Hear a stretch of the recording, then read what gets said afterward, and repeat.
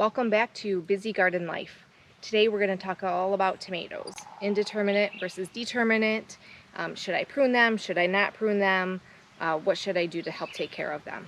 So we'll start off with indeterminate tomatoes. Indeterminate tomatoes are large tomatoes like your beefsteak, delicious, your heirloom tomatoes, tomatoes that will grow up to 12 feet tall in height if we do not prune them.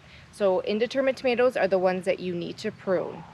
Determinate tomatoes are more your paste tomatoes, Romas, Amish, San Marzano, things like that. They will stop growing after a certain point and produce their fruit all at once.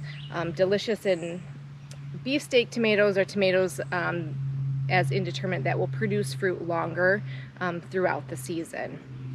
So we do want to try and prune our indeterminate tomatoes, otherwise you can see how large this one is getting. It's been raining the last couple of days, so I haven't been able to get out here and prune them.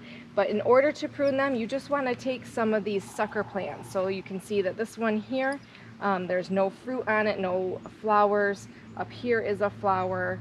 But we want the more nutrients to get to that area, so we're just going to kind of cut off that sucker right there and get it off of the plant.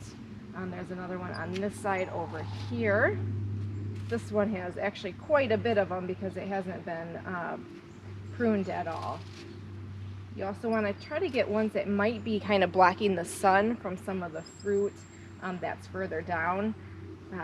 Reason why we do prune these is so that the nutrients don't just go to all of the leaves and the foliage. We want it to get to the flowers and the fruit in order to make them grow. And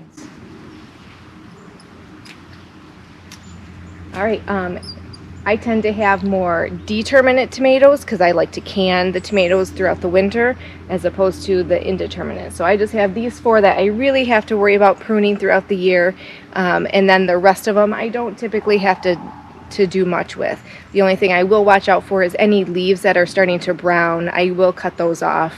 That way it's not crowding it and it allows it better access for the sun and water.